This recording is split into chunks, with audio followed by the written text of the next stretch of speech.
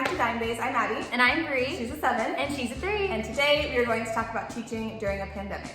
We asked you guys on Instagram at dime_days what you guys wanted to know about distance learning and if you guys had any questions for teachers and what they're doing while we are teaching online. Yes, so we're gonna go ahead and talk about your responses. So make sure you guys follow us there to be able to get in on some of these videos. So first question, what are some strategies you are using in the classroom as a teacher? So we're Google School, and so we use a lot of Google Classroom, Google Meet, Pear Deck, and Vocabulary, which is attached to Nearpod, and then anything else, any other technology Just like stuff? Flipgrid, different things like that. Yeah, we're one-to-one school, so our kids had Chromebooks every day during the regular school year. So this isn't much different. Well, the incoming 6th graders, it's much different for them because our elementary school isn't one-to-one. But for the rest of the kids, it was pretty much, they just had to use their Chromebooks to see the teacher. So that was different. So last quarter, we stopped, March 13th, we were supposed to go on spring break. And so it was supposed to be break anyways. And then we heard that we were not coming back to school until the beginning of, they were said at the beginning of the school year, which obviously didn't happen. So our schedule was, we had to be on Google Meet every single day. And it was a different time, like there wasn't any set time, as long as we could be on at the same time, and they didn't mandate that. And then we met with Google Meet, and that was it. Like we would just be on for an hour a day, right? Yeah, it was just for like tutoring. So we made this thing called a playlist. The playlist was sent out Monday and all the work was due Friday. So the students were required to look at that playlist and all the links that we attached there. So sometimes we would attach hyperlinks to like YouTube channel, which had like an instruction on when we were teaching math and stuff. How to do a certain problem, and then we would assign something like vocabulary, or we would use IXL to measure data to see how they were growing and improving. But it was really relaxed format because by then most of our kids had learned pretty much all they had to learn, and fourth quarter is usually just a review. My kids were a different story because I had a slew of health problems happen last year. So I know, but yeah. And today, and this year. Yeah. But so all that being said, it was not super there wasn't a lot of structure. Yeah. But also with Governor Ducey's orders for at least for the state of Arizona, we weren't required to take grades, but because we're a charter school, we fell under a different umbrella of rules of where our school did believe in the integrity of still keeping those grades and keeping our kids in check for learning. But we did the best of 3 toward the end, which meant their quarter 4, their semester 2, or their year grade. Whatever was the highest out of those 3 for each content is what their final grade was for that quarter. So I had some students who did phenomenal during distance learning, who better than their in-class grade because they were able to focus online.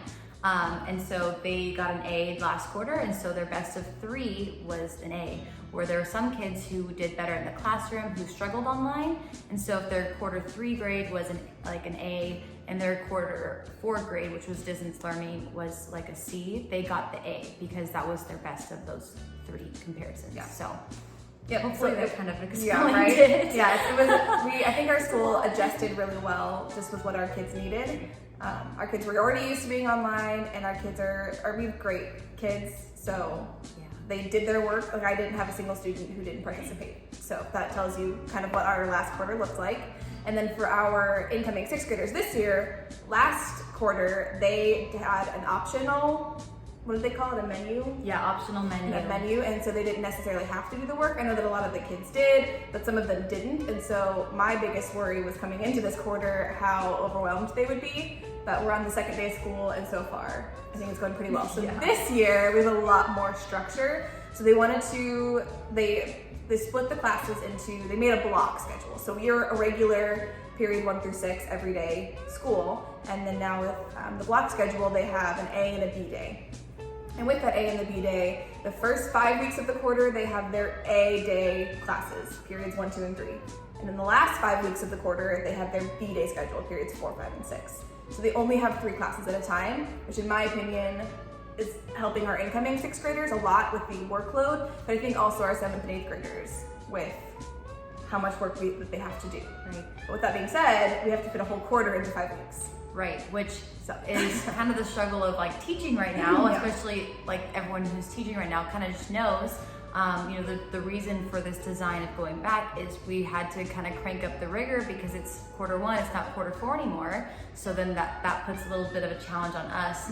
But then now with our school's particular schedule, it's a challenge in itself to fit 9 weeks of curriculum in 5. Yeah. So it was really focusing on those essential standards and really focusing on those life skills that we're trying to focus on, because it's not just about the academics at this time, it's also about their socio-emotional health as well. So trying to cater to those needs, which, as you guys know as teachers, is super important as well, if not more. So that's kind of where we're at with all of that. And yeah, it's kind of been a lot to navigate and figure out, yeah. And then our kids figuring out their schedule. Yeah. That's been interesting. But now with our Google Meets, we have to be on every single day.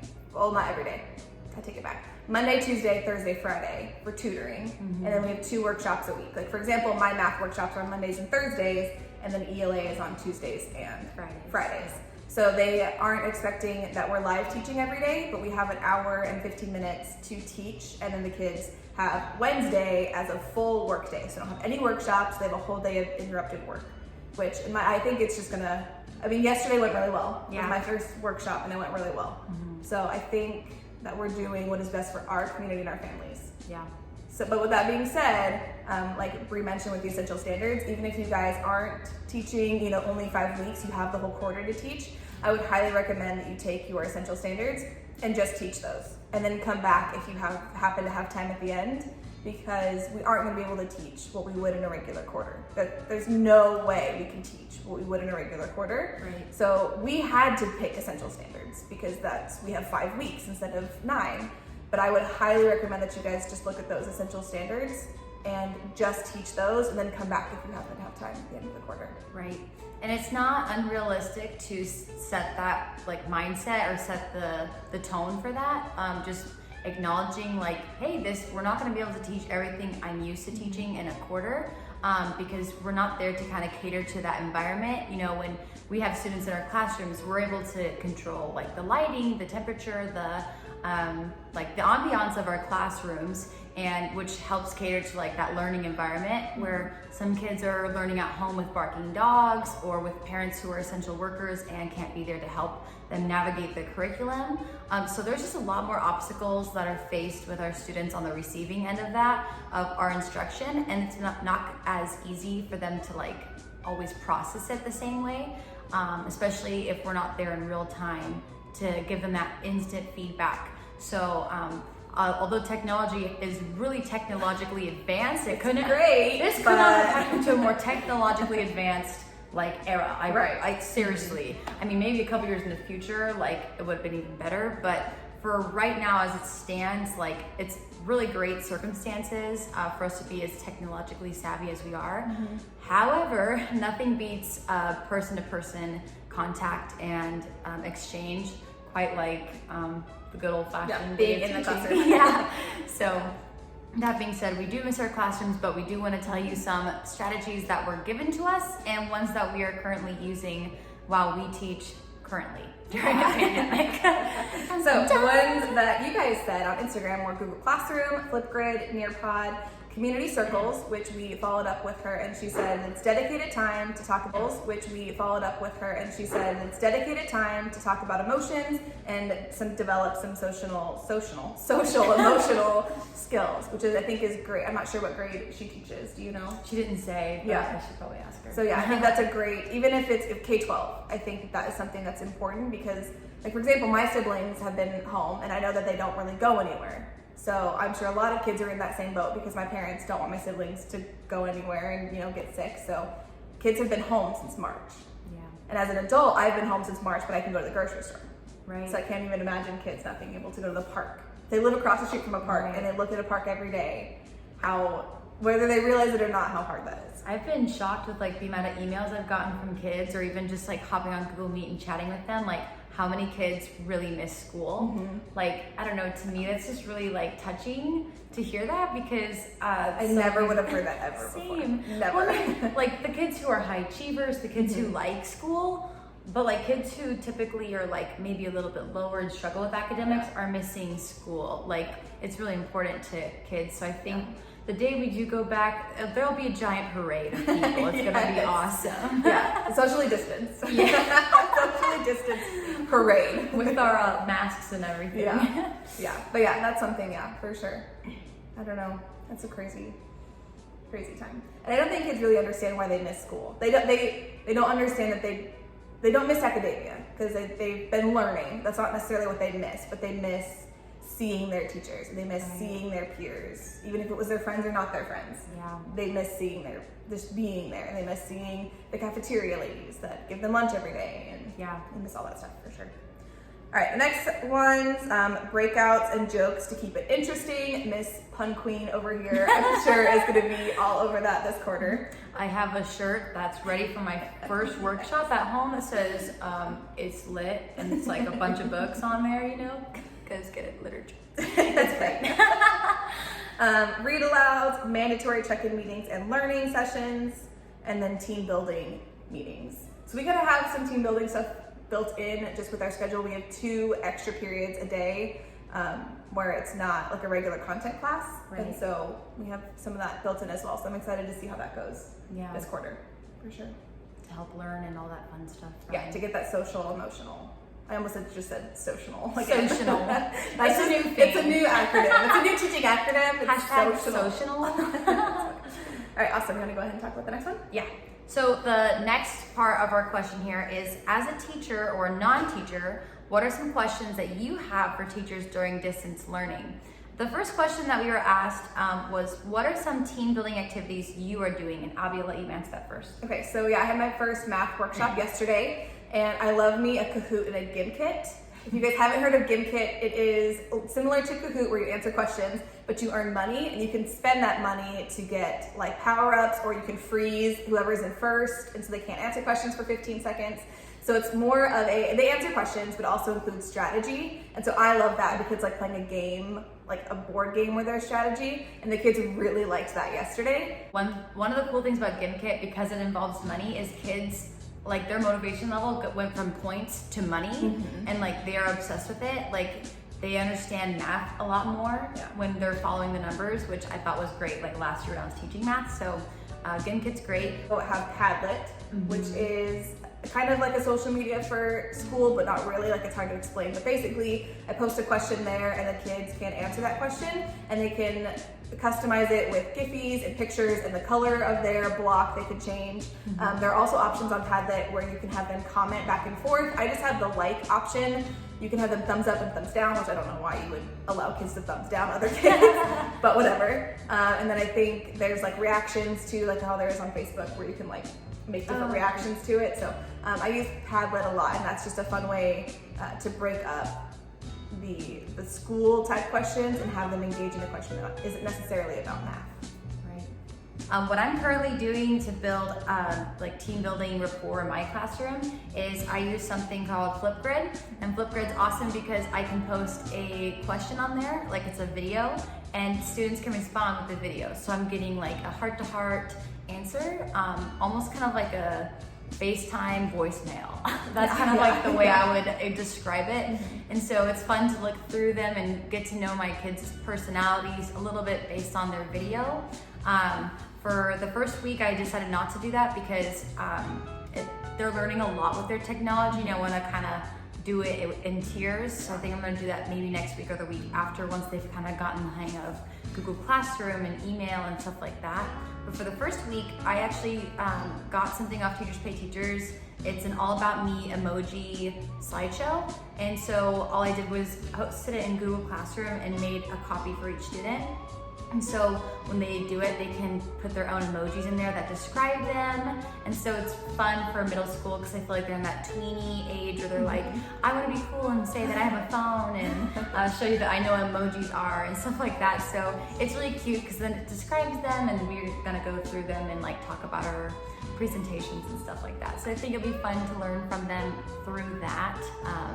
And the link to that will be posted in the description box Yes. below if you guys want to check that out. Post that for you. I think today and tomorrow is the TPT sale. Oh yes, I So love Wednesday, when you guys are seeing this, the TP sale is on. So make sure you guys check out some of those sellers. Yay! The next questions was, how do students ask for help? So they have a multitude of ways. We made sure one of their assignments on, we call it Panther Plus, it's one of those extra class times, was that they emailed every single one of their teachers. And so that was an expectation, was that they emailed us, whether it was, hey, I had one student say that she loves to say the word banana, but they had to email us. That way we knew they could access email and compose and send us an email. They also have access to tutoring Monday, Tuesday, Thursday, Friday. They can make an appointment for tutoring at any time. They can ask a question on Google Classroom. Am I missing any? No, I don't think so. We use Remind. Yeah, we use Remind. So if their parent wants to text us, then they can text us a question real quick. And it doesn't send it to our personal phone number. Yeah. But the Remind, it's an app. It's also a website, but it sends it to a phone number. And so parents like that tool because they prefer just to send a quick text. Yeah, rather than getting a bunch of emails and things like that. So yeah, I like that. I don't really feel like there's any way that other students ask for help.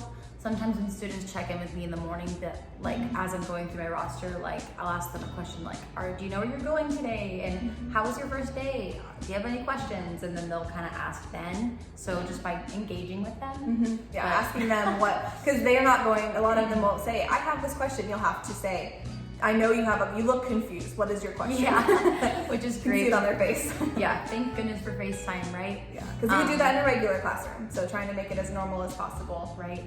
Something else I've noticed is they've posted like questions on Google Classroom, like the assignment itself. Like you can comment a private comment or a public comment, and so like I'll respond to students on there if it's public, so that way if someone else has the same question, it's all right there for people to reference. So that's how students ask for help. Lots of ways. The last question says, are things being taught the same or are they being summed up? So we kind of touched on this earlier where we have a whole quarter of standards and we have to teach them all in 5 weeks. So we picked the essential standards that we thought were essential for their learning. So 6th grade is the baseline for 6th through 8th grade standards. So we picked, okay, out of these standards, what's most important for them to know when they go to 7th and 8th grade? Because then it'll start over when they go to high school and then have a baseline in 9th grade. So it's not being taught the same, but it's also not being summed up. Right. Like for example, I'm teaching integers, and I'm teaching all integers. I'm teaching everything that I would have taught about integers in a regular classroom, but I'm not also teaching cubed roots and square roots. That's not a necessary essential standard, so I'm not hitting that. But I am hitting everything that I would have taught about integers in those 5 weeks.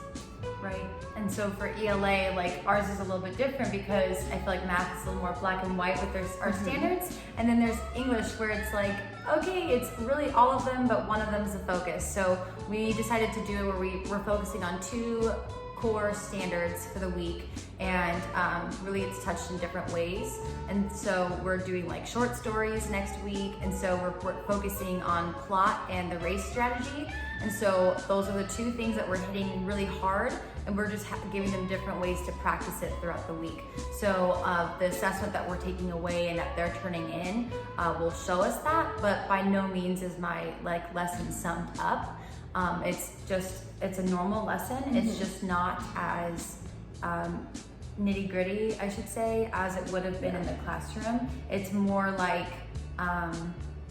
it's more specific, like for the whole week. Yeah. Or I should say it's more focused because we focused on just the essential standards. It's not, and again, all of it's really essential, but there's ones that are just a little more prominent than others that they'll need to for testing and also for other grades to come. So I feel like that's why. Yeah. And you guys are confused with the lingo that we're using. So Arizona State has a set of standards for each content in each grade level. So for 6th grade math, We have a lot of standards in 6th grade math because, as I said, it's the baseline, so we teach a lot of stuff. But then we also have like a sub-standards. We have the standard, and then there's like A, B, C, D. This is the things that we would like you to hit within teaching integers to kids. I may scratch one of those off this quarter because I don't have time to get to it. But that doesn't mean they're not gonna ever learn it. That just means that when they get to 7th, 8th, and so on and so forth, it'll be hit then, because math, as if you guys are math teachers, you know it repeats itself. So if the essential standards mean, out of the standards, so Arizona says I have to teach this. Okay, am I gonna teach A, B, C, and D, or am I just gonna teach A and B? Because that's what is essential for kids to have the knowledge they need to move on to 7th grade. Right. So that's kind of what we mean by essential. And like same thing with ELA, we can't exactly teach spelling and evaluate spelling online. It's honestly comical to try to think of ways to do that. Yeah. So we're not doing that right now until we return to the classroom. So that was one of the standards. Yes, it is essential. However, it's not really plausible or realistic, I should say, for the online classroom setting. So we'll return to it when we return on ground. And if we don't get to it, we will not get to it. So that's the unfortunate part about right now, these times, is having to, like, who's to say what's important, what's not, but hopefully, you know, they'll figure it out. Hopefully we don't have state testing this year. Yes. That's all I have to say. All right, so now what we're gonna do is we're gonna give you our biggest tips that we've learned from just our experience in distance learning. Abby, do you want to start? Yeah, sure. Okay. So my biggest tip is to not make it any harder than it already is. It's hard to do this. This is not what I and most teachers signed up for when we became teachers. I didn't go out wanting to be an online school teacher, so it's hard, and it's okay to admit that it's hard. Me as an Enneagram 3, it's hard for me to admit that something is hard, but this isn't what I'm good at. I'm not good at online teaching. It's not, I've done it for a quarter. I don't know what I'm doing, so don't make it harder than it has to be. So that means making yourself a checklist and doing 3 things every single day that are going to push you and your classroom forward. If you are feeling overwhelmed by the amount of Google Meets that you are having, don't put so much in the Google Meets. You don't have to do everything for the week in one Google Meet. You can have different Google Meet sessions. You can talk to your parents and say, hey, are you okay if instead of 1 hour-and-a-half long session a week, can we split it into 3 30-minute sessions? And I'm sure the parents are gonna say yes, because they want their kid to see your face every single day. So just making sure that you are not putting too much on your plate, because it's easy for me as a 3 to want to do all the things and to be great at online teaching, but it's not realistic for me to be great at online teaching and for me to have that expectation for myself. Right, that was good. That's really good. I'm like preaching here. I would say mine is to be patient, like with yourself and with your students during this time. I feel like for me, it's just, it's really hard when I'm not there to like connect with people, and so that's been really aggravating, because I feel like I've had to work harder at like creating relationships and doing all the things. But like when I've just kind of been stepped back and like been more patient with myself, made notes about each student as like get to know them on Google Meets and things like that, like I've noticed that like I'm more level-headed, I'm more able to respond and like love and not be jumpy or anything like that. Because I feel like it's also really easy to get everything like misconstrued over email. Like so easy, and it's easy to do it over Google Meet, because if a dog is barking and a student forgot to mute themselves, you're gonna get cut out, and then the student may misunderstand what you're saying, and then it's just chaos. Right. And so it's like just that patience piece I feel like is really like virtuous and is so like life-giving during this time, because when we show that we're calm and we're able to like be a place of calm and patient for our students and their parents, because their parents are learning too. I feel like we're able to kind of like pass that along to them, like a breath out, like a everything is going to be okay. It's gonna be okay. Everything will. So put on some happy music. I walked in today and Abby's listening to Christmas music. I love her. So just put on something happy that keeps you serene and whatever that looks like for you, so that you can keep your peace during this time. So yeah, that's kind of our little, that's our 2 cents. That's our 2 cents on distance learning, e-learning, distance learning, virtual learning, not in the class, online learning, whatever it's called, wherever you are. Well, it's hard, but we're gonna make it. Yep, we're gonna do it.